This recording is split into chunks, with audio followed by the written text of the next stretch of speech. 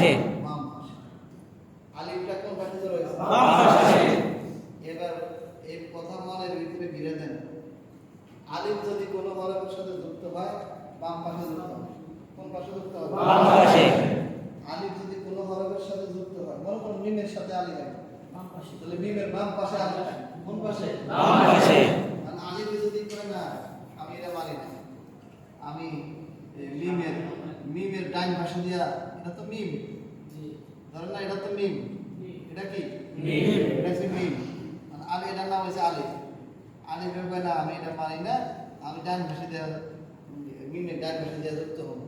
তখন আমরা করবো যদি আপনি ডাইন পাশে দিয়ে যুক্ত হন তাহলে আপনি আর আলিফ নাই, আপনার নাম হয়ে গেছে লাম। আপনার নাম কি হয়ে গেছে? কারণ ডাইন পাশে যুক্ত হয় লাম। ডাইন পাশে যুক্ত হয় কি? এটা লামের বৈশিষ্ট্য। আর বাম পাশে যুক্ত হয় কি? আলিফ। আপনি যদি মিমের সাথে মিলতে চান তো বাম পাশে আলিফ। ডান পাশে আলিফ হবে না। জি না, ডাইন পাশে আলিফ হইব, আলিফটা আলাদা থাকে, যুক্ত যুক্ত হবে না। কি হবে না? যুক্ত হবে না। হ্যাঁ, ডান পাশে আলিফ 1000 করে হইতে পারে। মানে কি আলাদা। কি হবে? আলাদা। আপনারা দেখেন আবুদু, আবুদুর মধ্যে প্রথমে আলিফ না, আলিফটা আইনের সাথে যুক্ত হয়েছে হয়নি, আলাদা।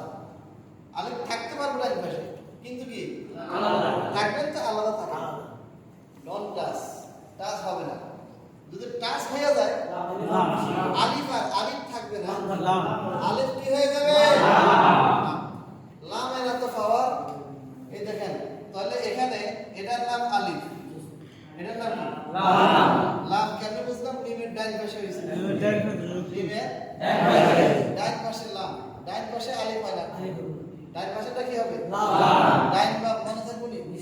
এটা যদি মনে না থাকে তাহলে আপনি আর এটার নাম মিম, এটা কি? আলিফ। কেমনে বুঝলাম এটা আলিফ? বাম পাশে। দেখতে শুনে একই রকম দেখা যায়। এই জায়গাটায় এসে আমার ছাত্ররা ফেল করে, শুধু আমার ছাত্র না সারা বিশ্বের মানুষ এই জায়গাটার মধ্যে আয়া সিদ্ধিত ধরে। আচ্ছা, এটা আলাদা কি আছে? প্রথম দিয়ে যদি যুক্ত হয়ে আসে আলিফের মতো দেখা যায়, কিন্তু জোড়া আছে, তাহলে লাম, তাহলে কি লাম। বুঝেছে? যেমন আলহামদু, আলহামদুর মধ্যে আলিফ, আলিফটা আলাদা, এখন এটা হচ্ছে লাম, এবারে হা, তাহলে লামটা হায়ের সাথে যদি যুক্ত হয়েছে তাহলে এটা লাম হয়ে গেছে। কি হয়ে গেছে? লাম হয়ে গেছে। আর যদি এটা আলাদা থাকতো তাহলে আমরা বলি এটা আলিফ। কি করতে হবে? আলিফ। আলিফ। এখন এটা আলিফ, এটা যুক্ত হয় না, আর এটা যুক্ত হওয়ার কারণে কি হয়ে লাম। গেছে? লাম। লাম। কথা বুঝা যাচ্ছে? জি। আলহামদু, আলহামদু। এবার আসেন, তাহলে এটার নাম কি? আলিফ। এটার নাম কি? লাম। এটার নাম কি? মিম। এটার নাম কি? আলিফ। আলিফ। এবার এই আলিফের থেকে আবার আমি লাইন নিয়ে বায়ের সঙ্গে লাগাইছি, লাগানোর কারণে এই আলিফ আর আলিফ নাই, এই আলিফ লাম হয়ে গেছে। কি হয়ে গেছে? লাম। কেন জানেন? কারণ লাম দোনো দিকে যুক্ত থাকে। তাহলে লামের বৈশিষ্ট্য করা হইল দুইটা। লামের বৈশিষ্ট্য করা দুইটা। দুইটা। লামের বৈশিষ্ট্য তিনটা। কয়টা বৈশিষ্ট্য? তিনটি। জোরে বলেন, কয়টা? তিনটা।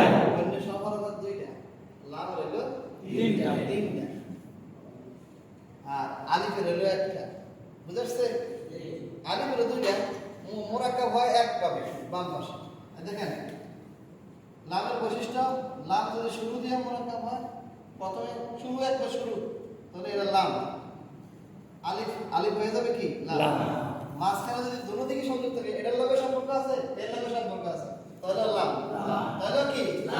লাম। কারণ আলিফ দুটো দিকেই কি থাকে না, যদি এটা আলিফ হইতো তাহলে এখান দিয়ে এখন এটা আলিফ পাওয়া যাবে। এখন কি পাওয়া যাবে? আলিফ পাওয়া যাবে। বলে হুজুর কে এখন এটা লাম পাওয়া যাবে না কে? কারণ এটা মিমের বাম পাশে, মিমের কোন পাশে আছে? বাম পাশে। লাস্টে কি তাহলে লাম হয় না? হয়। লাস্টে যদি লাম হয়, লাম না পুরোটা লামের অরিজিনাল চাই, ওই যে বললাম না লাস্টে যে কোনো হরফ আসবে পুরোটা। আচ্ছা, এগুলো হচ্ছে লামের পরে আইব, আমি কি লিখে জানি না, আবার কই দিলাম। বলেন এক দাঁত দিয়া ফাসখারাও, এক দাঁত দিয়া ফাসখারাও, এই এক দাঁত দিয়া আপনারা খাতার উপরে একবার উপরে এইভাবে লিখে নেন।